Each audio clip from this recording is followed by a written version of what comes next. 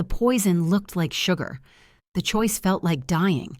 And the man whose drink I was about to lace was standing in his bedroom doorway, watching me fall apart like shattered porcelain. I pressed my face against the cashmere coats hanging in Kim Dante's walk-in closet, the expensive fabric smelling of sandalwood and gunpowder, and a kind of wealth I'd never even dreamed of touching in 5 lifetimes. My whole body shook with sobs. I was desperately trying to swallow, trying to muffle against silk linings and Italian wool, but they kept ripping through my chest like something feral trying to claw its way out. The crystal decanter of bourbon was so tight in my grip that my knuckles had gone ghost white, and the tiny vial in my other hand, filled with white powder that promised death as quiet as a whisper and as certain as sunrise, felt like it weighed more than my entire existence.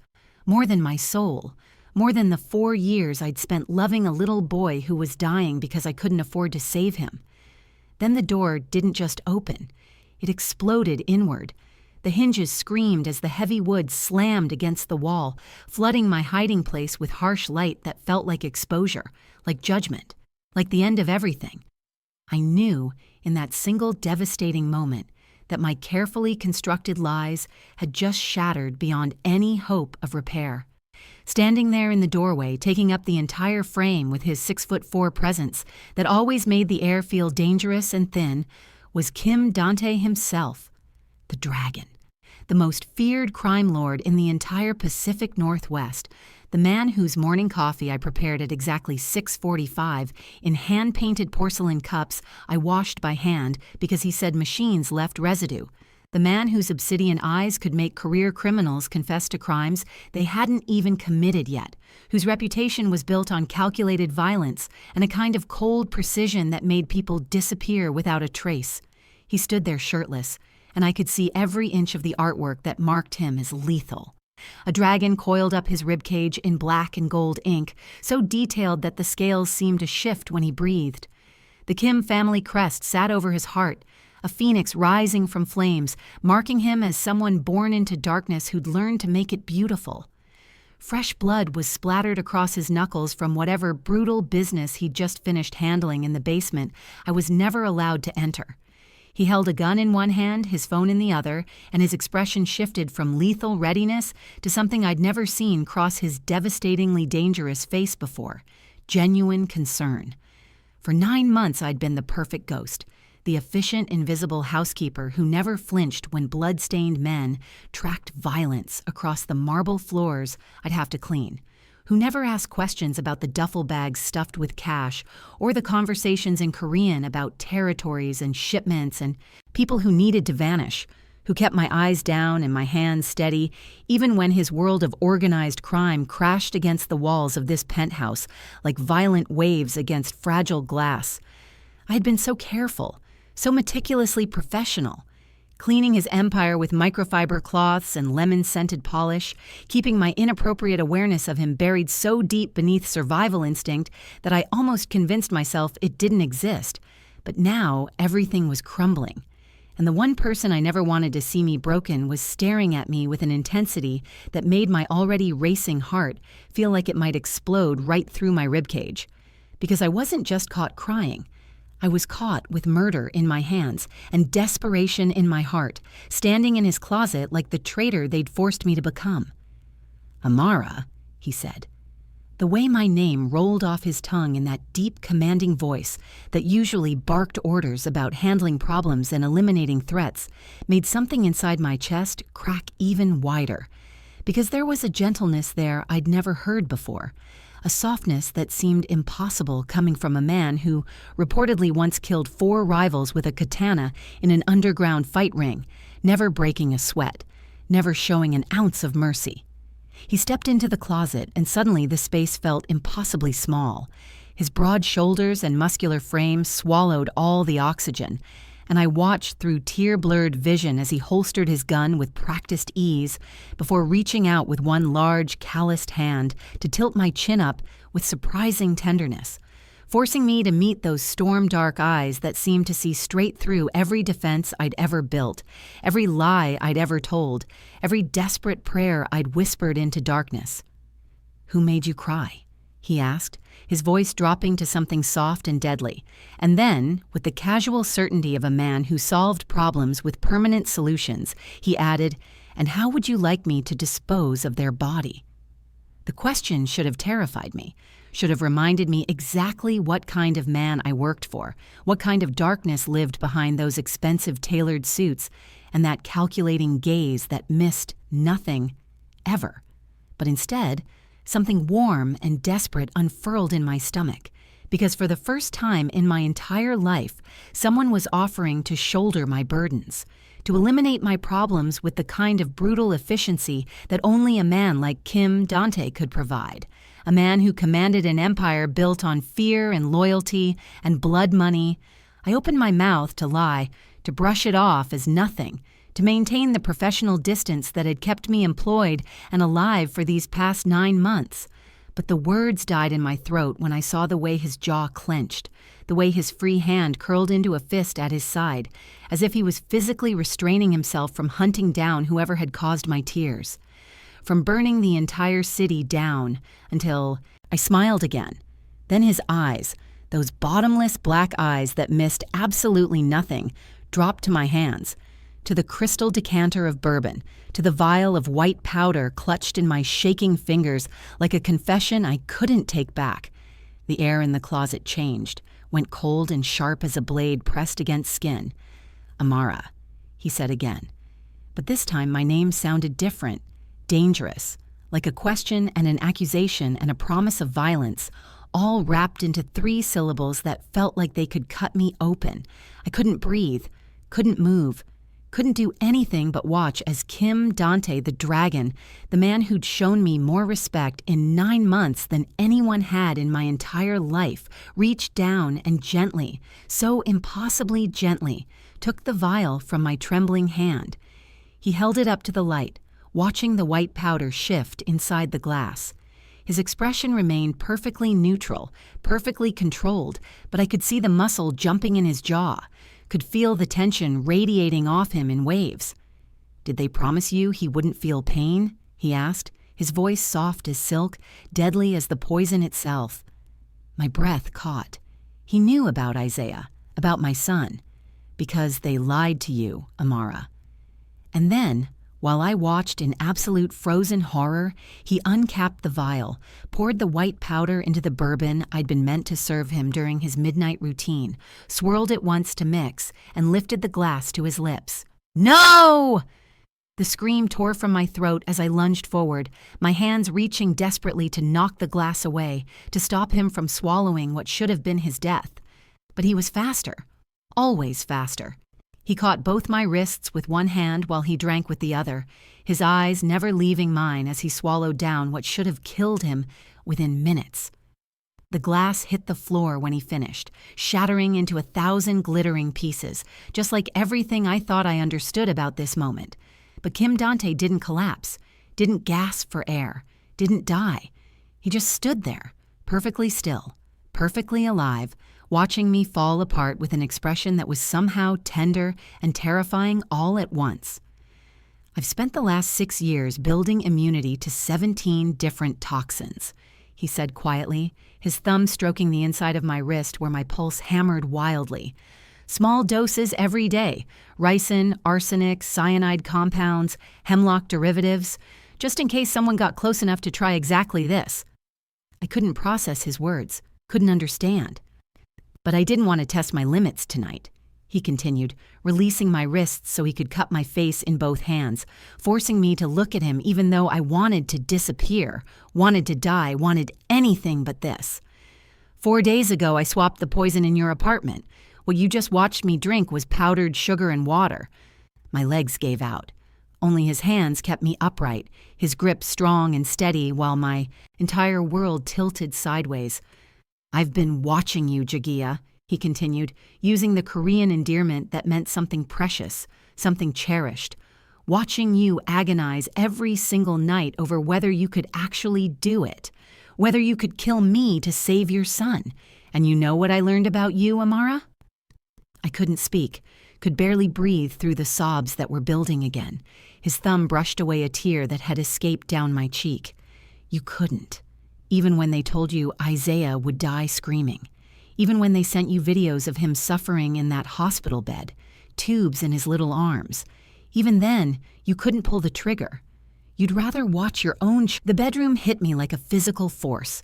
All gunmetal gray silk and floor-to-ceiling windows that framed Seattle's skyline like a postcard from some beautiful, terrible dream.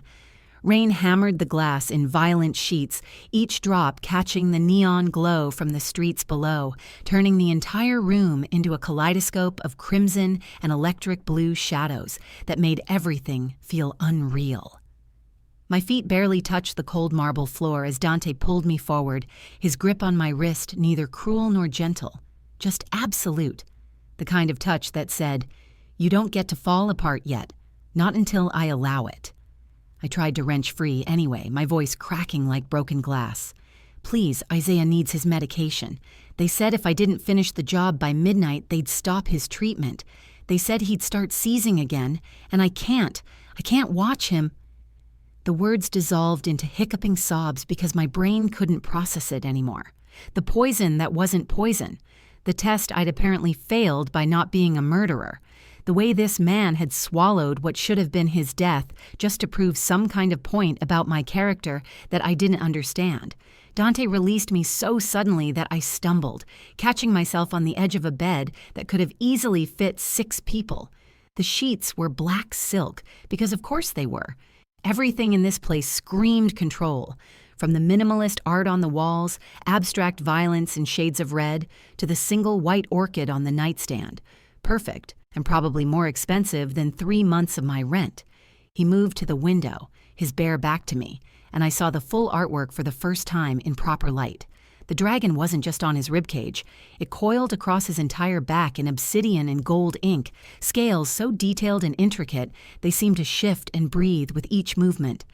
The Kim family crest sat at the base of his spine, the phoenix rising from ashes, surrounded by Korean characters I couldn't read. His shoulders carried scars, thin white lines that spoke of knives that had gotten too close, bullets that had barely missed. Blood still streaked his knuckles, drying to rust brown against golden skin. "You think I'm the monster?" he said, his voice low enough that I had to stop crying to hear it. "You're standing in my home, sent to kill me by people who poisoned your child, and somehow you think I'm the villain in this story. You drank poison to mess with my head." The accusation burst out of me, sharp and desperate and edged with hysteria. "You could have just told me you knew. You didn't have to make me watch you do that. You didn't have to—" He turned, and the city lights behind him created a halo of rain-fractured color around his silhouette, making him look like some dark angel. His face was all brutal angles, sharp jaw and sharper cheekbones, lips that looked carved from stone by someone who understood cruelty as an art form. But his eyes.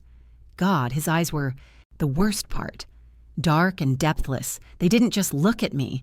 They dissected me, peeling back every defense, every lie, every desperate hope, until I felt completely naked despite my soaked uniform still clinging to my skin. "If I'd told you," he said, approaching slowly, each step deliberate, a predator who knew his prey had nowhere left to run, "you would have panicked, warned them. They would have killed you in some alley before sunrise and made Isaiah watch the video." He stopped 3 feet away, close enough that I could smell copper penny blood mixed with something darker, richer. Bergamot and smoke and expensive cologne that probably cost more than my car. The Crimson Serpent doesn't forgive failure, Amara. They needed to believe you tried, that you broke under the pressure, that the poison was real, and I died screaming in agony. His voice dropped even lower. "So I gave them a performance, and you gave me the truth."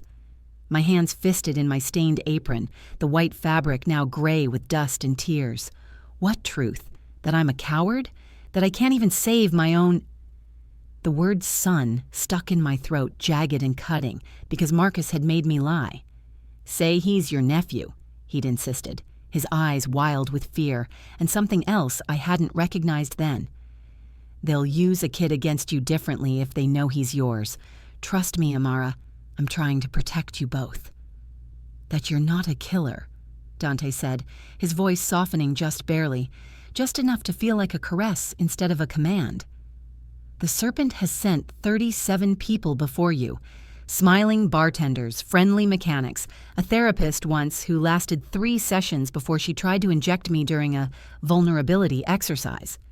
His gaze flicked to a nearly invisible scar along his collarbone, and I wondered which attempt had left that mark.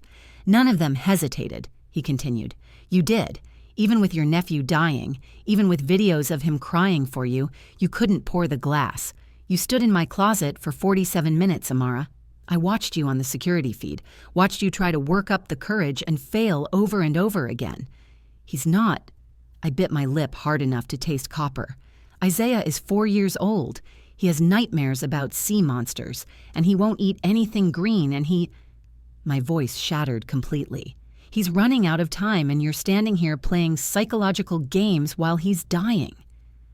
Something flickered across Dante's face, gone too fast to name, but it looked almost like pain. He moved past me to the wall, his fingers finding a seam I hadn't noticed in the smooth surface. With a soft electronic click, a panel slid open silently, revealing a bank of monitors that hummed to life with cold blue light. The air left my lungs in a rush. 6 screens, 6 different angles. One showed the penthouse living room, the same room I'd vacuumed just yesterday afternoon, now empty and dark. Another showed the building's underground, parking garage. A third showed what looked like a warehouse interior. The 4th screen made my knees buckle. Isaiah's hospital room. The image was grainy, surveillance quality, but clear enough to see every devastating detail. The rails on his bed, the IV stand with bags of fluid I couldn't afford, the monitors tracking his vitals in neon green lines that spiked and dipped with each labored breath, and Isaiah, my baby boy, tiny and fragile under white sheets that made his brown skin look ashen, sickly, his small hand curled around the stuffed elephant I'd won at a carnival 3 years ago, back when everything was still okay, back when I thought hard work and love would be enough to protect him from the world. But he wasn't alone. A woman sat in the chair beside his bed, compact and still, dressed in scrubs that didn't quite hide the weapon holstered at her hip. Something dark rested across her lap. It took my brain several seconds to register it as a gun. I couldn't form complete words. You have someone guarding him. 4 people. Dante's voice came from directly behind me, close enough that his breath stirred my hair, sending involuntary shivers down my spine. Rotating shifts every 6 hours. The Crimson Serpent owns the hospital administration, 3 board members, and the head of security. But they don't own the night nurses. They don't own the parking garage attendants. And they definitely don't own the private security firm I installed on the pediatric floor. His hand came to rest on my shoulder, heavy and warm. My people have been inside since the day they moved Isaiah there. Since before you even knew about the job opening in my household. I spun around, and suddenly he was right there, inches away, his chest a wall of ink and muscle and radiating heat. Why? You don't know us. Isaiah is nothing to you. I'm just the woman who scrubs your floors and makes your coffee, and you think that's all I see. He tilted his head, studying me like I was a puzzle with missing pieces he was determined to find. You think I don't notice things? His hand rose, and I flinched before I could stop myself, the instinct born from too many years of bracing for impact. He froze, jaw tightening with something that looked like anger, but not at me. Then, deliberately, slowly, he reached past me to tap a command on the screen. A new window opened, a file directory with my name at the top in bold white letters. Amara Sophie Chen, complete background. Amara Sophie Chen, he read, his voice taking on a clinical quality that somehow made it worse. 27 years old, daughter of Wei Chen, deceased from a construction accident when you were 16.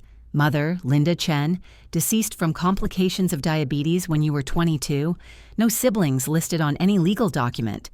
His finger scrolled down, almost lazy, and I watched my entire life reduced to bullet points and data entries. Dropped out of Seattle Pacific University Junior. Year. 3 months before graduation, to work 4 jobs simultaneously.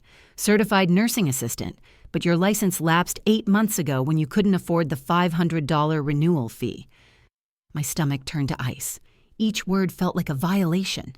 You applied to the prestige staffing agency 6 weeks ago, he continued, his eyes never leaving the screen, cataloging my desperation in real time. They placed you here in 48 hours, fastest hire on record for a position in my household. He glanced at me, and something almost like amusement tugged at the corner of his mouth. Do you know why? I couldn't speak, could barely breathe. Because I bought the agency 3 years ago. Cleaning services, staffing companies, temp agencies, they all make excellent fronts for intelligence gathering. The serpent thinks they're clever, embedding their asset in my home through legitimate channels. His smile was razor sharp. They don't realize I let them. I bought your contract the day it was filed, Amara. Every move you've made, every phone call to your brother, every tear you've cried in my closet thinking you were alone. I've been watching all of it. The violation of it hit like a physical slap. You sick! Careful. The word cracked like a whip, and suddenly his hand was around my throat, not squeezing, not cutting off air, just there. A reminder of how easily he could. His thumb pressed against my racing pulse, feeling the proof of my terror, my anger, my helpless fury. You came into my home to murder me, he said, his voice dropping to something soft. Morning came like a knife to the throat. Gray light seeped through the curtains, soft and apologetic, as if the sun itself was ashamed to illuminate what this day would reveal. I hadn't slept. How could I? With Isaiah's face burned into my retinas and the phantom weight of Dante's hand still warm against my throat, I'd curled up on top of the black silk sheets, shoes still on, uniform still damp with rain and tears, and watched the monitors until my eyes felt like sandpaper. Watched my baby breathe. Watched the guard change at 2 a.m, a different woman this time, older, who checked Isaiah's vitals with the efficiency of someone who'd done this 1,000 times before. The door opened without a knock. Dante entered carrying a tray, dressed now in black slacks and a crisp charcoal shirt, sleeves rolled to his elbows. The dragon's head peeked out from his collar, and in the pale morning light, he looked less like a crime lord and more like some dark prince from a twisted fairy tale where the monster turns out to be the hero. Eat. He set the tray on the nightstand with careful precision. Green tea in a ceramic cup, still steaming. Rice porridge with scallions. Grilled mackerel that made my traitorous stomach clench with hunger I'd been ignoring for 3 days straight. I'm not hungry. You will be. He pulled a thick manila folder from under his arm and dropped it on the bed beside me with a heavy thud that felt like a death sentence. After you read that, I stared at the folder like it might explode. What is it? The truth about your brother. He moved to the window, hands in his pockets, giving me space that somehow felt more suffocating than his closeness. Open it, Amara, or spend the rest of your life wondering if I'm the liar here. My hands shook as I reached for it.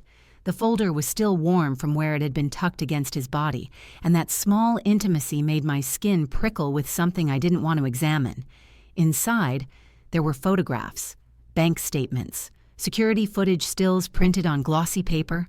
The first photo showed Marcus walking into a building I didn't recognize.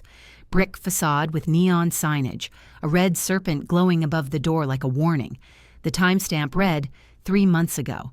2 weeks before Isaiah got sick. My mouth went dry. The next image showed Marcus at a card table, chips stacked high in front of him, laughing with men whose faces were partially blurred, but whose expensive suits screamed money and violence. Another timestamp, 2 months ago. No, the word came out strangled. Marcus doesn't gamble. He promised Mom before she died. He swore on her grave he'd never... Keep going. Dante's voice was flat, factual. Merciless. I flipped pages with numb fingers that didn't feel like they belonged to me anymore. Bank statements in Marcus Chen's name showing deposits I knew he couldn't have earned driving for rideshare services. 15,000 here, 20,000 there. Withdrawals in cash, large and frequent, the kind of money that meant something illegal, something dark. Then a receipt that made my vision blur. Debt settlement agreement. Crimson Serpent Holdings. Date. 6 weeks before Isaiah's diagnosis. Amount paid, $75,000. Method of payment. Information brokerage. Target KD. Kim Dante. Vulnerability assessment KD. Household infiltration via Chen. A. The letters swam on the page. KD, Kim Dante, Chen, A, Amara Chen. He sold me out first, I whispered, the words tasting like acid. Before Isaiah got sick, before any of this. He sold me out to pay his gambling debts. He told them about the staffing agency, Dante said, still facing the window, still giving me the mercy of not watching me break. About how you were desperate for work after losing your nursing license. About Isaiah's medical needs. About every vulnerability you had. He paused, and I heard him take a breath. They didn't randomly choose your nephew, Amara. Marcus gave them the blueprint, told them exactly how to manufacture leverage against you. The disease Isaiah has?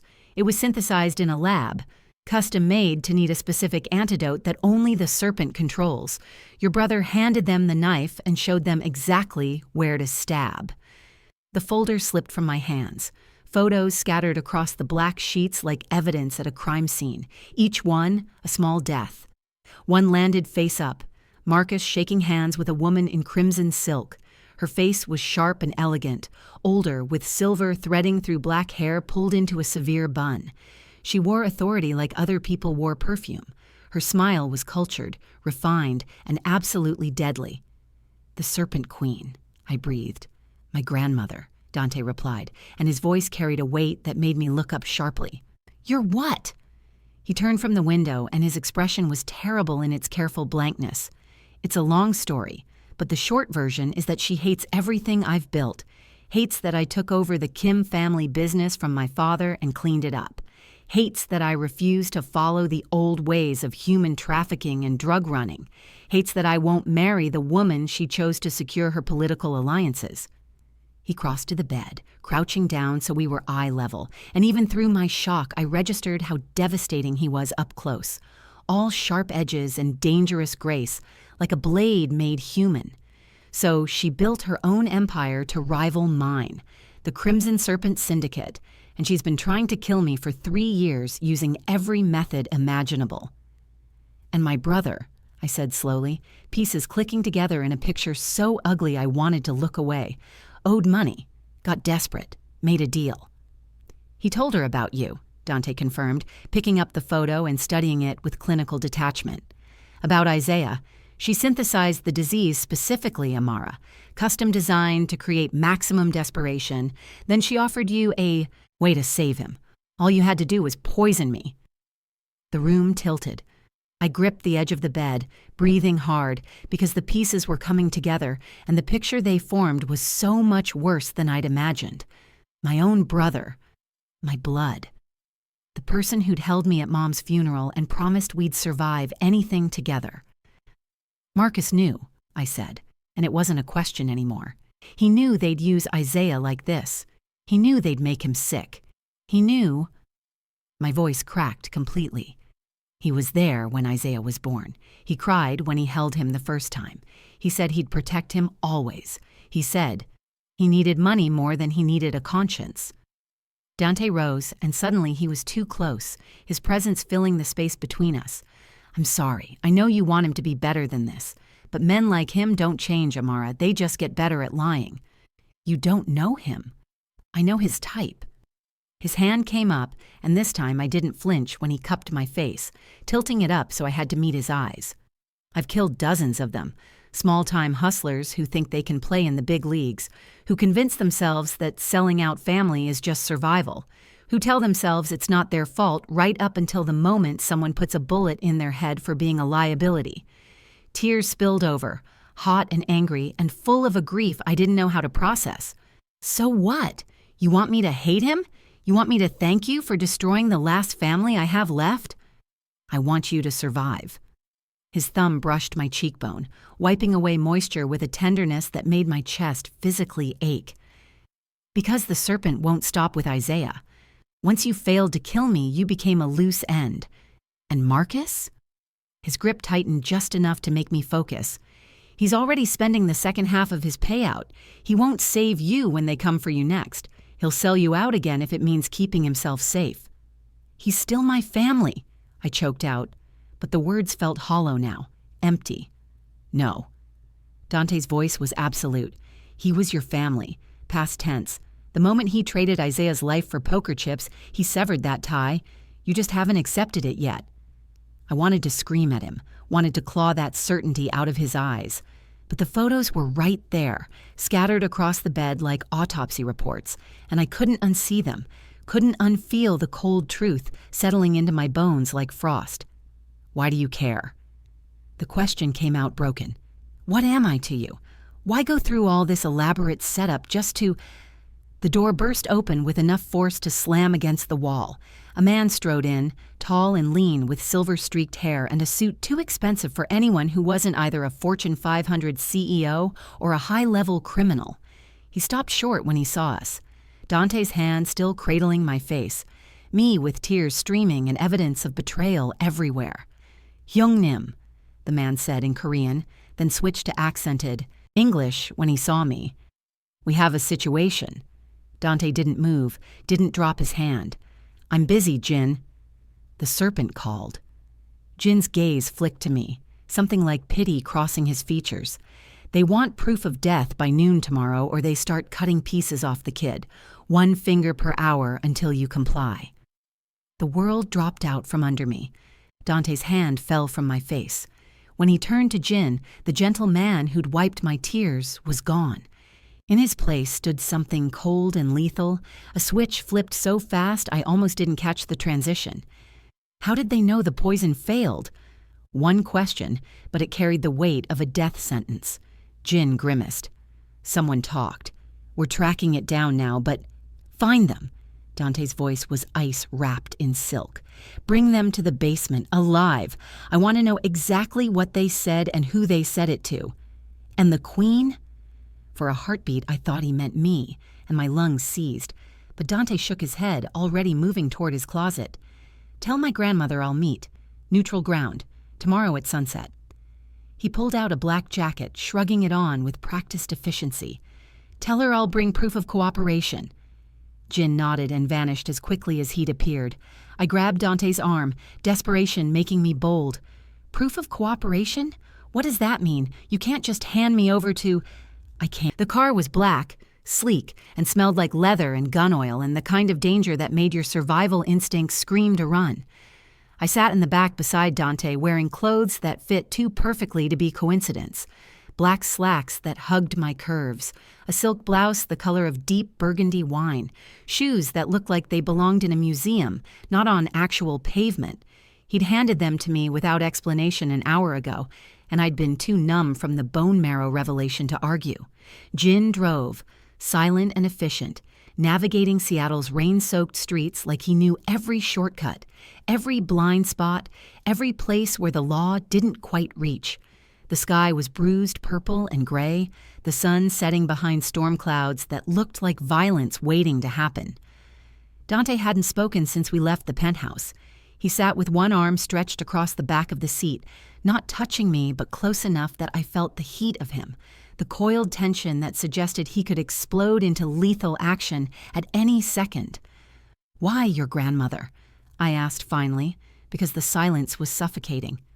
"Of all people, why does she hate you enough to build an entire criminal empire just to destroy you?"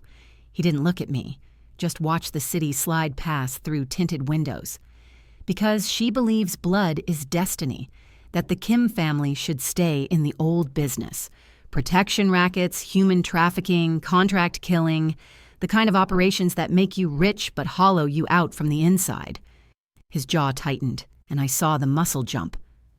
"When my father died, I took over. I was 24, barely old enough to understand what I was inheriting. She wanted me to marry her business partner's daughter, consolidate power, keep everything traditional, everything dirty." He paused. I refused. "Why?"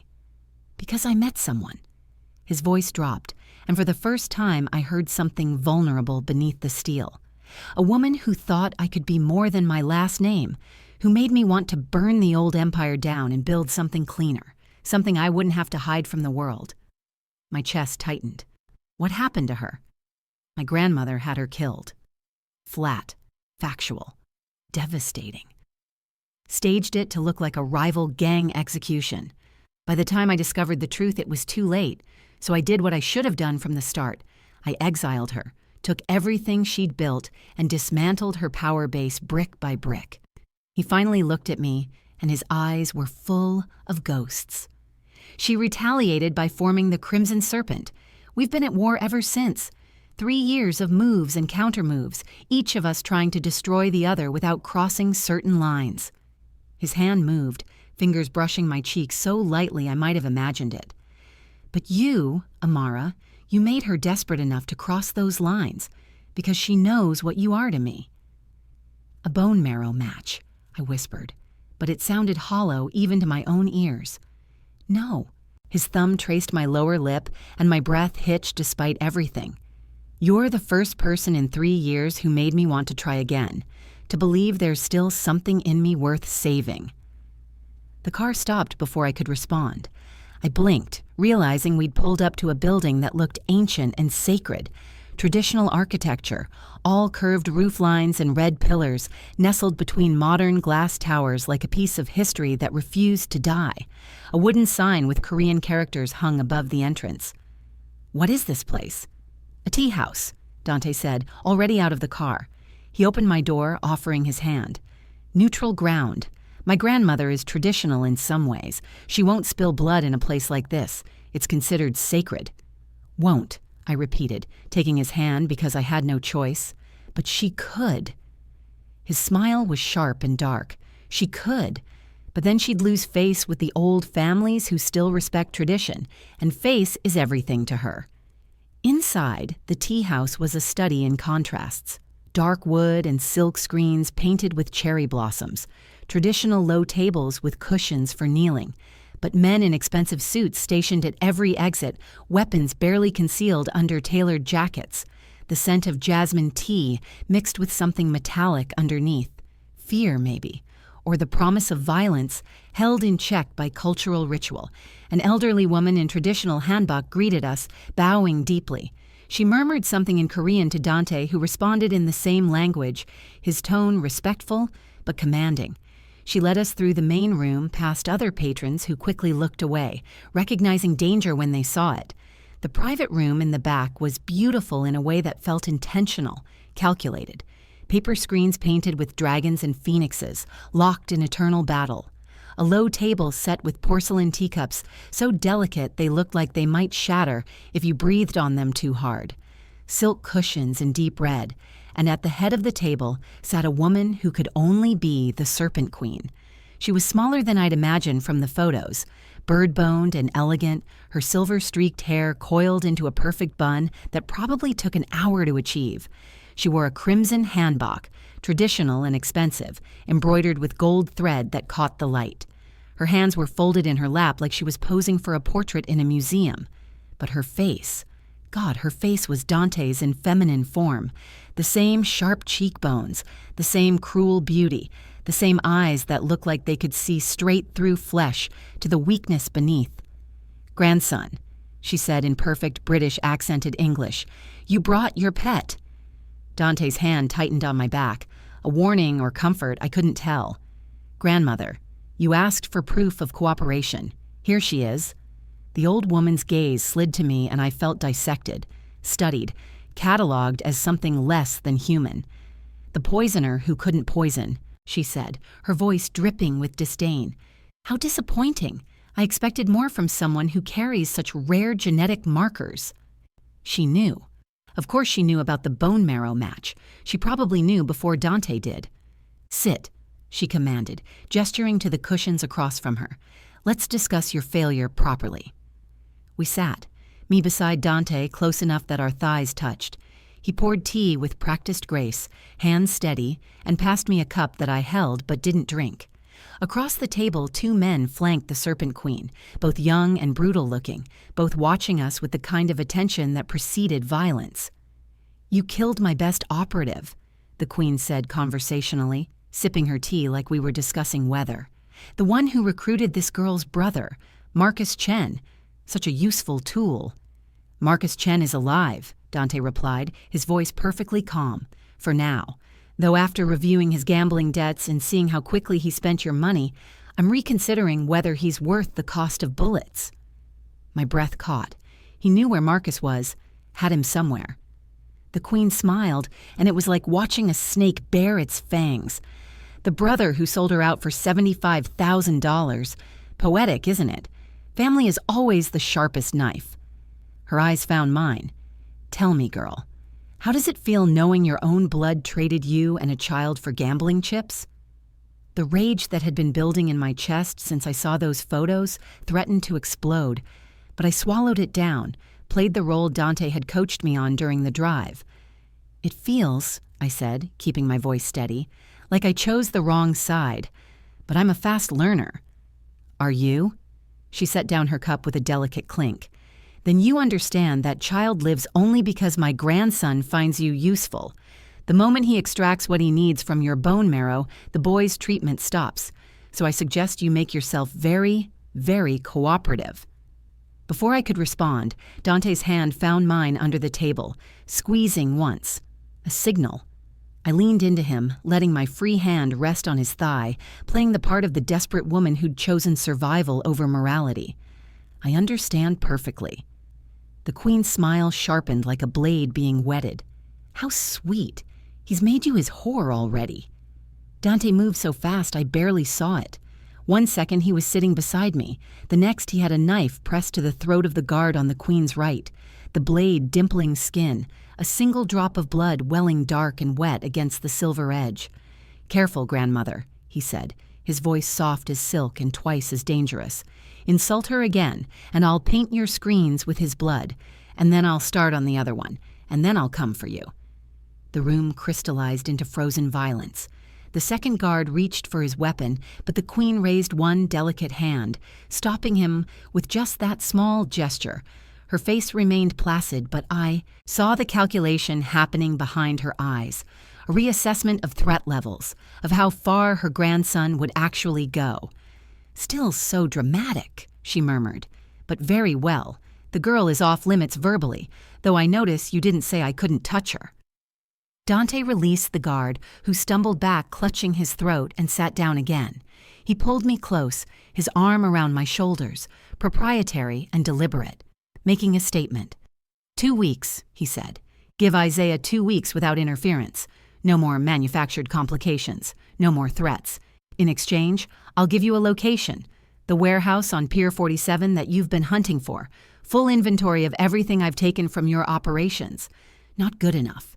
The Queen leaned back, and I saw where Dante got his ability to project calm while planning murder. I want the research data, the university lab files you stole from my scientist, the genetic modification formulas. No. Then the boy loses 3 fingers. The words dropped like stones into still water. 1 from each hand and 1 from a foot, so he never forgets the price of your stubbornness. Time seemed to slow and crystallize. I felt every eye in the room on us, felt the weight of the guard's hands moving toward weapons, felt the air itself become sharp and cutting. But Dante sat perfectly still, his arm heavy across my shoulders, his breathing even, like he'd just been offered tea instead of my nephew's mutilation. You're negotiating with a child's body parts now, he said quietly. Father would be ashamed. Your father has been dead for 5 years. He doesn't get a vote. The Queen's cup hit the table with a sharp crack that made me flinch. But if you want to discuss family legacy, we can talk about how you've gone soft, how you're willing to burn everything our family built for a woman you've known for 9 months. I'm done being what you want me to be. Dante's fingers traced absent patterns on my shoulder, the touch intimate and deliberate. Here's the new deal. You leave Isaiah alone completely. No threats, no manufactured diseases, no complications. In exchange, I give you Marcus Chen, the brother who sold them both out. You can do whatever you want with him. My heart stopped. He was offering my brother like currency. And why would I want a failed gambler with loose lips? The Queen asked, but her interest had sharpened visibly. Because he knows things. The car hit a pothole and I lurched forward. Dante caught me instantly, his hands cradling my face, and suddenly we were too close, breathing the same air, the space between us charged with something electric and terrifying and inevitable. She could have killed you, he said, and his voice cracked in a way I'd never heard before, raw, broken. She could have pulled that trigger and you would have been gone and I would have... He stopped, jaw clenching, fighting for the control that had slipped through his fingers back in that tea house. "I can't do this without you," he whispered. "I thought I could. Thought I just needed your blood, your genetic material. But it's more than that now. You've gotten under my skin, Amara, and I don't know how to cut you out without bleeding to death." "Then don't," I breathed, and I meant it. God help me, I meant it. His forehead dropped to mine, and we stayed like that, two broken people holding each other together in the back of a speeding car while rain hammered the roof and the city tried to kill us. 2 weeks, he murmured against my skin. We get Isaiah. We finish this. And then you decide if you want to stay in my world or walk away from it with enough money to start over anywhere you want. I closed my eyes, feeling the heat of him, the impossible safety of his arms despite everything he was, everything he'd done. What if I want to burn your world down with you still in it? His laugh was dark and broken and beautiful. Then we'll make beautiful ashes together, Juggia. The car swerved suddenly, tires screaming on wet pavement. My eyes snapped open. We've got a tail! Jin's voice cut through the moment like a blade. 3 cars, Crimson Serpent, they're boxing us in. Dante pulled away from me, his mask sliding back into place with terrifying speed. The vulnerable man disappeared, replaced by the dragon. He checked his gun, then pulled a smaller weapon from the glove compartment and handed it to me. Do you know how to use this? I thought of Isaiah, of Marcus's betrayal, of the Queen's gun against my temple. I took the weapon, felt its weight in my palm. I'll learn fast. His smile was savage and proud. That's my girl. The warehouse district rose around us like a graveyard of rust and broken industry. Shipping containers stacked like coffins, puddles reflecting neon from the distant port lights, the smell of salt water and decay heavy in the air. Jin killed the headlights and we coasted to a stop behind an abandoned semi-truck, its tires long since stripped, windows shattered. They're surrounding us, Jin reported, watching the rearview mirror. 2 behind, 1 circling to cut off the north exit. I count at least 12 men, maybe 15. Dante stared out at the maze of metal and shadow. How long until backup arrives? 20 minutes. Maybe 25 in this weather. We don't have 20 minutes. Dante's voice was ice. They'll breach the car in 5 and spray it with bullets until nothing inside is recognizable. My heart hammered against my ribs. So what do we do? He looked at me then. Really looked, and I saw the calculation happening behind those dark eyes. Saw the moment he made a choice that would cost him something. When we get out of this car, he said carefully, you're going to run. North exit past the blue container with the radiation symbol. There's a fence with a hole cut in it at coordinates I'll send to your phone. On the other side is a 24-hour gym. Lock yourself in the women's bathroom and don't come out until I text you it's clear. I'm not leaving you. You are. His hand found mine, fingers lacing tight. Because what I'm about to do, you can't be here to witness. You'll hate me for it. Maybe forever. But you'll be alive to hate me, and that's all that matters. Dante, run, Amara. He cupped my face, kissed me hard and desperate, his mouth claiming mine with a hunger that tasted like goodbye and gasoline and the promise of violence. Don't look back, don't stop, just run. He was out of the car before I could protest, Jin following immediately, both of them with weapons drawn. I scrambled out my side, rain immediately soaking through the expensive blouse, turning it cold and clingy against my skin. Kim Dante! A voice boomed from somewhere in the dark, amplified, echoing off metal. The Queen wants a word. Dante spread his arms wide, making himself a target, and I watched in horror as at least 15 men emerged from behind containers and vehicles. Too many, all armed, red serpent tattoos visible even in the dim light. Then tell her to come say it to my face, Dante called back, his voice carrying easy confidence, instead of sending errand boys who'll be dead in 5 minutes. One of them stepped forward, taller than the rest, with a scar running from his eyebrow to his jaw. He smiled, and it was all teeth and malice. Big words for a dead man, Scar said. The Queen says you broke protocol, threatened her life in a sacred place. Can't let that slide. I didn't threaten. Dante's voice was silk over steel. I promised. There's a difference. Scar laughed, gestured to his crew. They fanned out, forming a circle, cutting off escape routes. Drop the guns. Neil, maybe we make it quick. Maybe we even let the girl watch. I felt my blood turn to ice. Run, Amara, Dante said quietly, not looking at me. Now. No, now. And then he did something that made my heart stop. He dropped his gun. The clatter of metal on concrete echoed like a death knell. Jin stared at him like he'd lost his mind. Hyungnim, what are you— Drop it, Jin. Jin hesitated for only a heartbeat, then obeyed. His weapon hit the ground beside Dante's. The serpent men moved in, weapons trained, cocky now. They thought they'd won. Scar approached slowly, savoring the moment. On your knees, he ordered. Dante knelt, hands behind his head, compliant. Beaten. Everything about his posture screamed surrender. It was wrong. Everything in my body screamed it was wrong. Take the girl too, Scar said, gesturing toward me. Queen wants her breathing, but everything else is negotiable. Two men broke from the circle, heading my direction.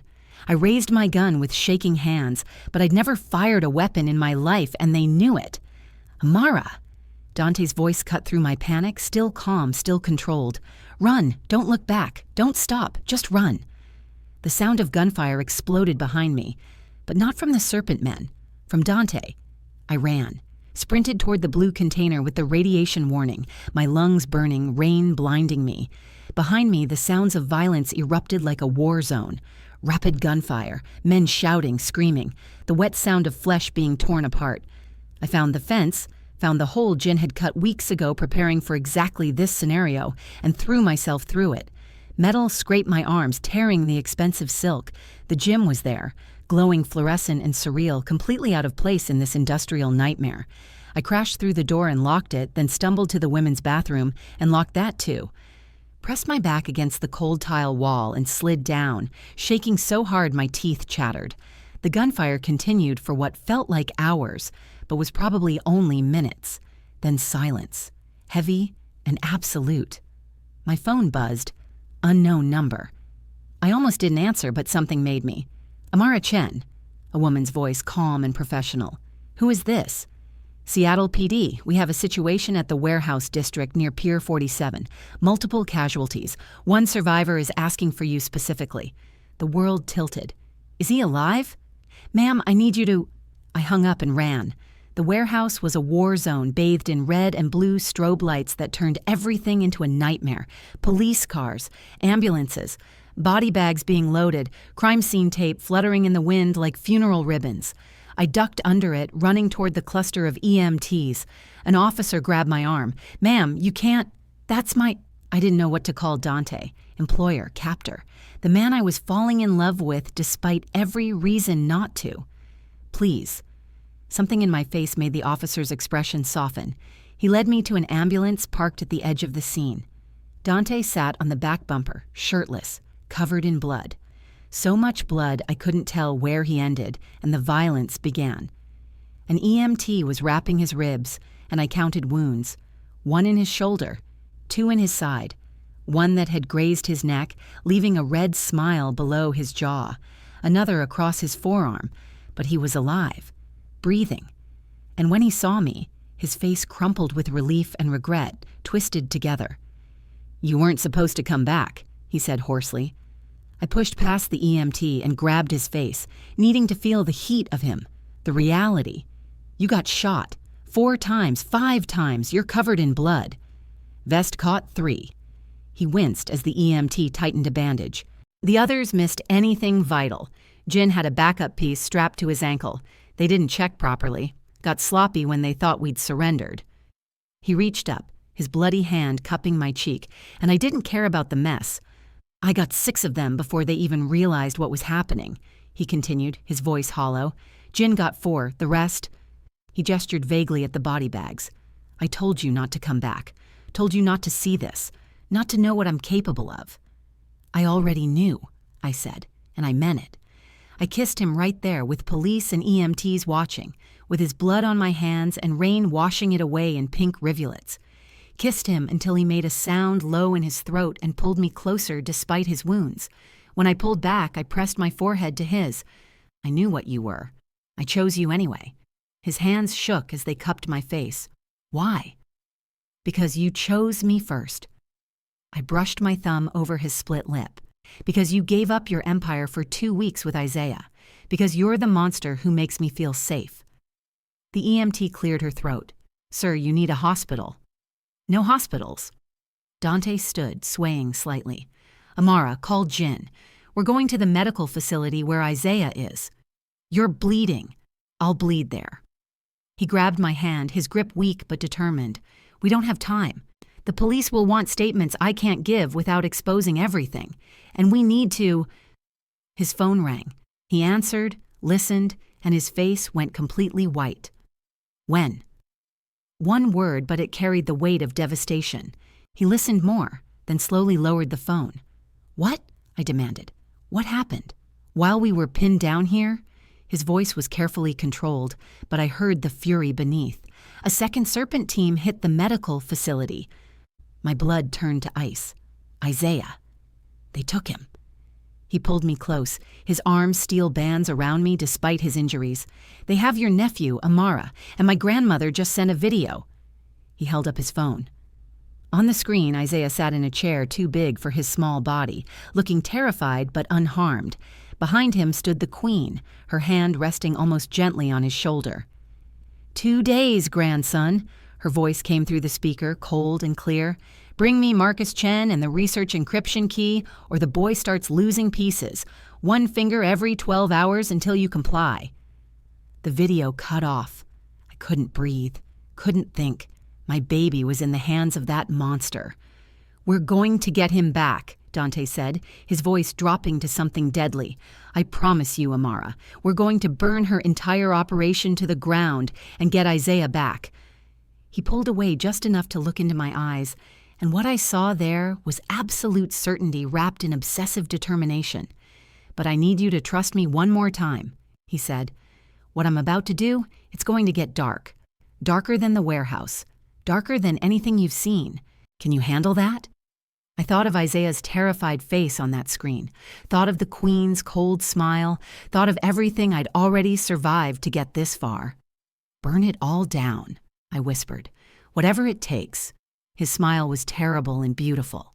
Together? Together. He kissed me again, softer this time, like a promise. Then he pulled out his phone and made a call. Bring Marcus Chen from the holding facility, he said into the phone, and prep the basement interrogation room. We're about to find out exactly what he told the Serpents about our defenses. He hung up and looked at me. Your brother sold us out again. Told them when the guard rotation changes, where the blind spots are in our security. He's the reason they knew when to strike. Then let's make him fix it, I said, and I was surprised by how cold my own voice sounded. Let's make him tell us everything he knows about her operation, and if he won't talk, then we make him scream until he does, Dante finished. We stood there in the rain, covered in blood and rain and the ashes of who we used to be, 2 people who'd been pushed too far and had finally stopped apologizing for what we'd become. The monsters were coming for my son, so I was going to become something worse. The basement smelled like copper and concrete, an old fear. The kind of fear that had seeped into the walls over years of interrogations, confessions extracted through pain, and bodies that never made it back upstairs. Dante's private facility looked sterile from the outside, a medical clinic tucked between a Korean barbecue restaurant and a dry cleaner completely unremarkable. But beneath the legitimate surgery suites and recovery rooms was this, a place where the dragon handled problems that couldn't be solved with money or threats. I followed him down metal stairs that echoed with each step, my hand gripping the railing because my legs felt like water. The EMT had bandaged his wounds in the car, pumped him full of antibiotics and painkillers that he'd probably metabolized too fast to matter. He moved like nothing had happened, like he hadn't been shot multiple times 2 hours ago. You don't have to see this, he said, pausing at the bottom of the stairs. I can handle the interrogation alone. You can wait upstairs with Jin, monitor the security feeds, and… No. My voice came out harder than I expected. He's my brother. He sold out my son. I need to see his face when he admits it. Dante studied me for a long moment, and I saw something like approval flicker in his eyes, or maybe concern, maybe both. Once you walk through that door, he said quietly, you can't unsee what happens. Can't unknow what I'm capable of when someone threatens what's mine. This isn't the warehouse where you ran away. This is you choosing to stand beside me while I break someone. Good. I pushed past him and opened the door myself. The room beyond was exactly what I expected and somehow worse. Concrete walls, a metal chair bolted to the floor, drain in the center of the room that had probably seen more blood than a slaughterhouse, surgical lights overhead that turned everything harsh and unforgiving. And in the chair, zip-tied and bleeding from a broken nose, was Marcus. My brother looked up when we entered, and his eyes went wide with desperate hope. Amara, thank God, tell them this is a mistake. Tell them I didn't what? I heard my voice, but it sounded like it belonged to someone else, someone colder. Didn't sell me to the Crimson Serpent for $75,000? Didn't give them detailed maps of Dante's security systems? Didn't tell them exactly when the guard rotation changed so they could kidnap Isaiah? His face crumpled. I can explain. Explain how you watched them synthesize a disease to infect a 4-year-old child? I stepped closer, and he flinched. Explain how you stood in their lab and said nothing while they manufactured the leverage to force me to commit murder? I didn't know they'd actually hurt him. Marcus's voice broke. They said it was just for show, just to scare you into cooperating. They promised he'd be fine once you finished the job. Liar. Dante's voice cut through the air like a blade. He moved, past me, pulling up photos on his phone.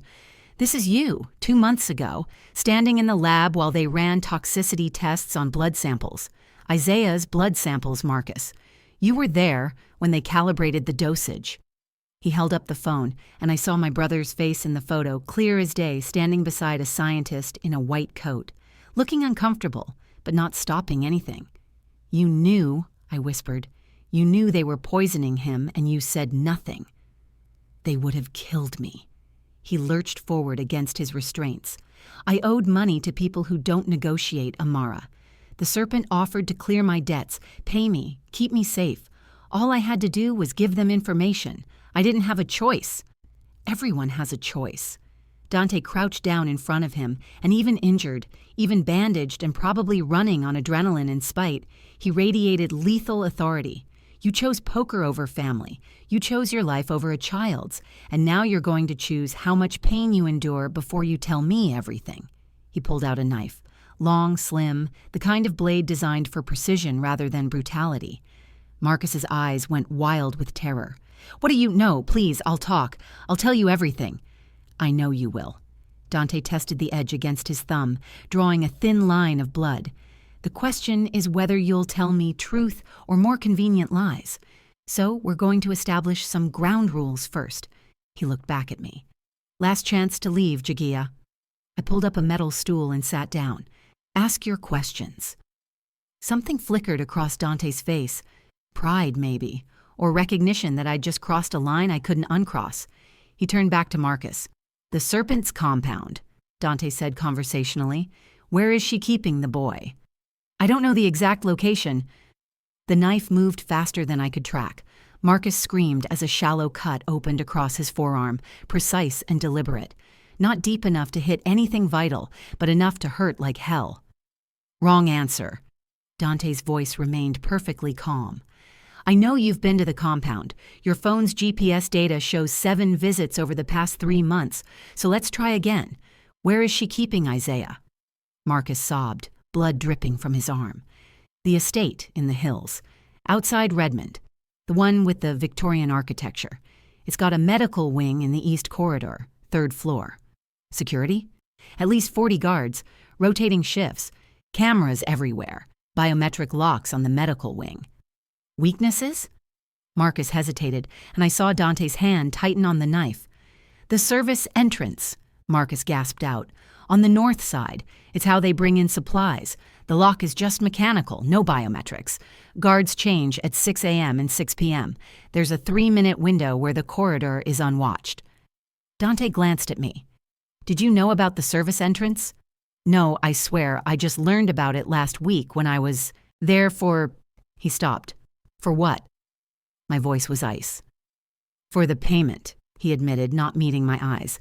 They paid me $25,000 more after Isaiah was taken. Told me it was a bonus for good intelligence. The room tilted. They paid you extra for helping them kidnap him. I didn't know that's what they were paying me for. They just said it was for continued cooperation. I stood up, walked over and slapped him hard enough that his head snapped sideways. My hand stung, but the satisfaction was worth it. You took money while my son was being terrorized by that woman, I said, each word precise and cutting. While he was crying for me, while he was scared and alone, you were collecting payment. I'm sorry, Marcus sobbed. I'm so sorry, Amara. I never wanted any of this. I just got in too deep and couldn't find a way out. You could have told me. My voice broke despite my best efforts to keep it steady. I would have helped you. We would have figured it out together. Instead, you sold us both. I know. He finally looked at me, and his face was destroyed. I know I'm a coward. I know I'm everything you think I am, but please don't let him kill me. I'm still your brother. We're still family. No, I said, and the word felt final. You were my family. Past tense. Family doesn't do what you did. Family doesn't trade a child's life for poker chips and fear. I turned to Dante. What else do you need from him? Guard schedules, patrol patterns, any other security measures he knows about. Dante stood, his movements careful because of his injuries. And the encryption key's the location. The Queen thinks I have it on me, but it's stored somewhere she can't access. I need to know if Marcus told her where. Marcus shook his head frantically. I don't know about any encryption key, I swear. She never asked me about that.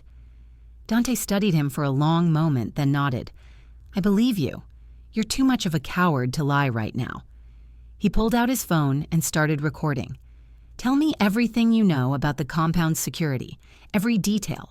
If you leave something out and we walk into a trap because of it, I'll mail pieces of you to the Queen and blame you for the assault.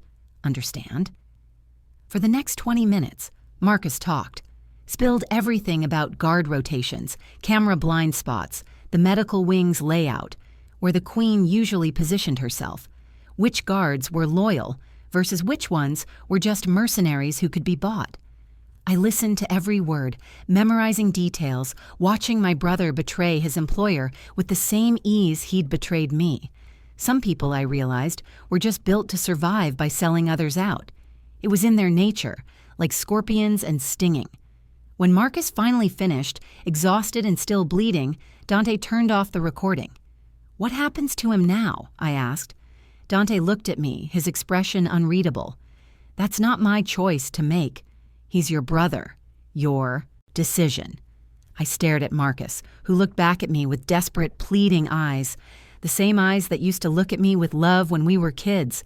The same eyes that had cried at Mom's funeral, the same eyes that had held Isaiah for the first time and promised to always protect him. Keep him here, I said finally, alive. After we get Isaiah back, after this is over, you hand him to the federal agents he's supposedly been talking to. Let him testify against the Queen. Let him live with what he did. Relief flooded Marcus's face. Thank you, Amara. Thank you. Don't. I held up a hand.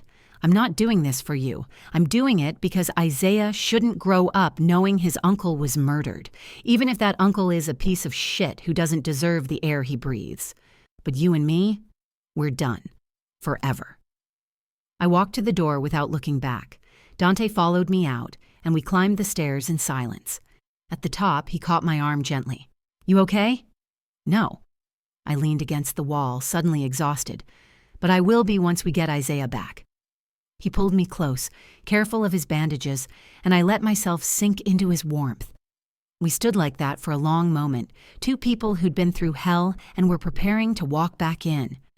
The assault happens tomorrow night, Dante said quietly.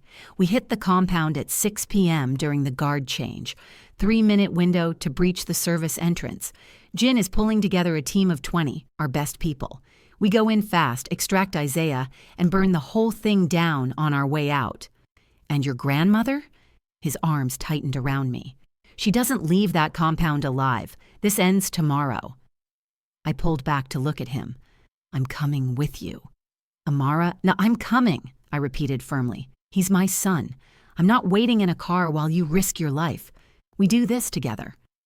He studied my face, then slowly nodded. Together.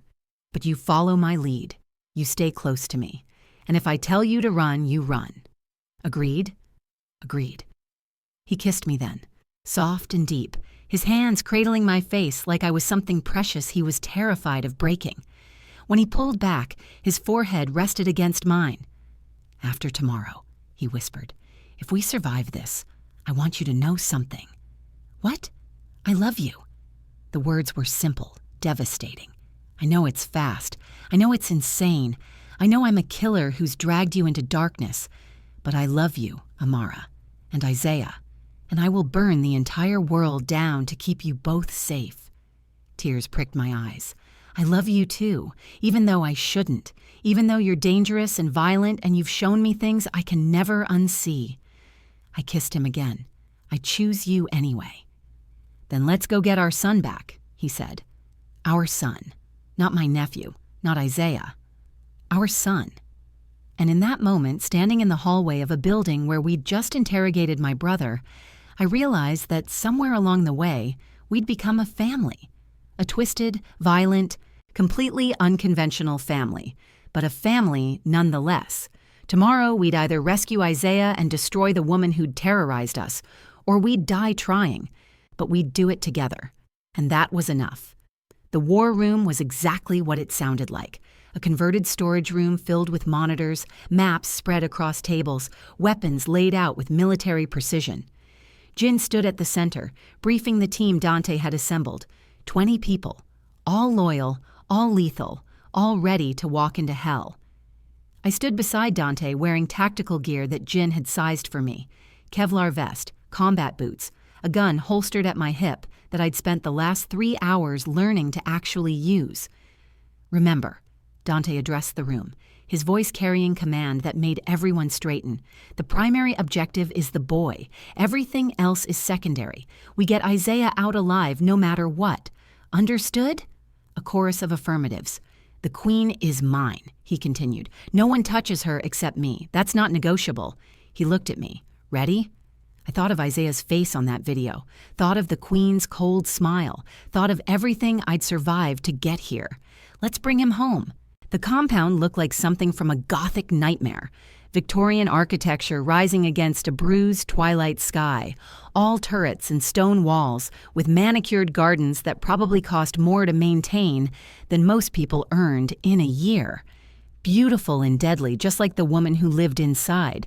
We approached from the north in 3 vehicles, headlights off, moving through the service road like shadows. 6 p.m. exactly. The guard change happening right on schedule, just like Marcus had promised. I crouched beside Dante in the back of the lead vehicle, my heart hammering so hard I could feel it in my throat. He checked his weapon one final time, then looked at me. Last chance to stay with the extraction team, he said quietly. Not happening. I checked my own gun, hands steady despite the adrenaline flooding my system. I told you, we do this together. His smile was sharp and proud. Then stay close, follow my signals, and remember, if something goes wrong, we improvise. I finished his sentence. I know. The van stopped. Jin's voice crackled through our earpieces. Service entrance in sight. Guard rotation in progress. 30 seconds to window. Dante squeezed my hand once, then moved to the door. Teams 2 and 3 hold position until we breach. Team 1 with me. We poured out of the vehicle in absolute silence. 8 of us moving like liquid through the gardens, using shadows and sculptures for cover. The service entrance was exactly where Marcus said it would be. Steel door, mechanical lock, no cameras pointed directly at it. Jin worked the lock with tools that looked like they belonged in a spy movie. 15 seconds. 10. 5. The lock clicked. We're in, Jin whispered. Corridor clear, moving to medical wing. Inside, the compound was all dark wood and expensive carpeting that muffled our footsteps. We moved in formation, weapons up, clearing corners like we'd trained for this exact scenario. Because Dante had trained for this exact scenario, had been preparing for years to take down his grandmother's empire. The medical wing stairs appeared on our left, 3rd floor. We climbed in silence, each step bringing us closer to Isaiah, closer to ending this nightmare. A guard appeared at the top of the stairs. Dante moved before the man could shout, closing the distance in 3 silent strides. The guard went down without a sound, unconscious before he hit the carpet. 2 more guards around the corner met the same fate, taken down by Jin and another operative with brutal efficiency. Medical wing secured, Jin reported. Multiple rooms. Beginning search. My hands shook as we moved down the corridor, checking each door. Empty. Empty. A supply closet. Empty. Then I heard it. A small voice, terrified and trying to be brave. I want my mama. Isaiah! The scream tore from my throat before I could stop it. Dante kicked open the door, and there he was, my baby, sitting on a medical bed that was too big for his tiny body, an IV, in his arm, looking pale and scared, but alive. So beautifully, perfectly alive. Mama? His eyes went wide. I ran to him, scooping him up despite the IV, despite the monitors that started beeping in alarm. He wrapped his small arms around my neck and sobbed, and I held him so tight I was probably hurting him, but I couldn't let go, couldn't stop touching him to make sure he was real. I've got you, baby. Mama's here. I'm so sorry. I'm so sorry. We need to move, Dante said, already disconnecting the IV with practiced hands. Security will have heard the monitors. He was right. Alarms started blaring throughout the compound, red lights strobing in the hallways. All teams execute extraction, Dante commanded through his comm. North exit compromised. Moving to backup route. We ran, me carrying Isaiah, Dante leading with his weapon up, Jin covering our backs. Gunfire erupted somewhere below us, shouts in Korean, the sound of Dante's teams engaging the guards. We made it to the stairs when she appeared. The Serpent Queen stood at the bottom, flanked by 6 guards, all armed. She looked immaculate in white silk, not a hair out of place, like she'd been waiting for this exact moment.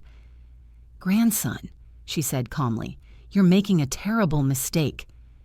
The only mistake I made was not killing you 3 years ago. Dante's gun never wavered from her face. Move aside, or I put a bullet between your eyes right here. You won't shoot me in front of the child. Her smile was serene, certain. You're not that far gone yet. I felt Isaiah trembling against me, his face buried in my neck. She was right. Dante hesitated, his finger on the trigger but not pulling. The Queen saw the hesitation and laughed. Still soft, still weak. Your father would be... My father, Dante interrupted, his voice dropping to something deadly calm, would be proud that I chose love over legacy, that I chose family over empire, that I chose to be better than the monster you tried to make me. He lowered his weapon slightly, and for a moment I thought he was surrendering. Then he looked at me. Close his eyes. I understood instantly, pressed Isaiah's face tight against my shoulder. Don't look, baby. Keep your eyes closed for Mama. The gunfire was deafening in the enclosed stairwell. Dante moved like violence-made art, taking down 3 guards before they could return fire. Jin got 2 more. The 6th ran, and one of our team pursued. The Queen dove behind a marble column, her white silk blooming red where a bullet had grazed her shoulder. Not fatal, but enough. Go! Dante shouted at me. Jin, get them out, now! What about you? I'm finishing this. He advanced on his grandmother's position. Go! Jin grabbed my arm and pulled me down the stairs, around the bodies, through corridors that had become a war zone. Behind us, I heard more gunfire, heard Dante's voice cold and final. You killed the woman I loved. You poisoned a child.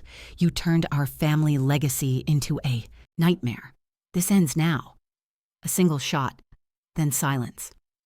Jin got us to the north exit where a vehicle was waiting. He practically threw us inside. Drive, go!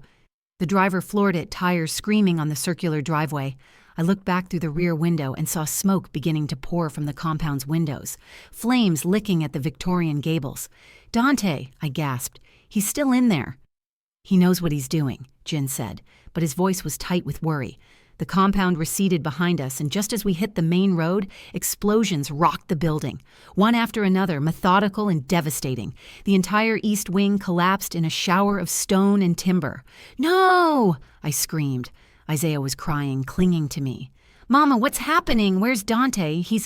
I couldn't finish, couldn't say the words. Then Jin's calm crackled to life. Extraction successful. Dante's voice rough with smoke but alive. South exit clear, en route to rendezvous point. Relief hit me so hard I almost passed out. He's alive. He's okay. Isaiah lifted his head from my shoulder, his face streaked with tears. "Dante's coming?" "Yeah, baby, he's coming." 3 months later, the penthouse looked different in daylight. Softer somehow, without the shadows and danger that had defined it before.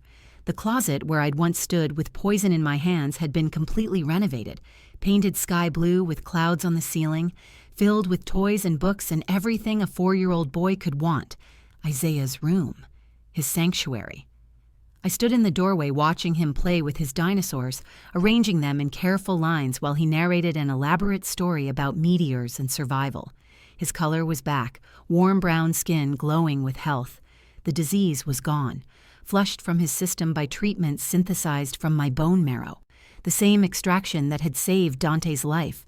1 donation, 2 lives saved. The best trade I'd ever made. Strong arms wrapped around me from behind, and I leaned back into Dante's warmth. He rested his chin on my shoulder, watching Isaiah with the same wonder I felt every single day.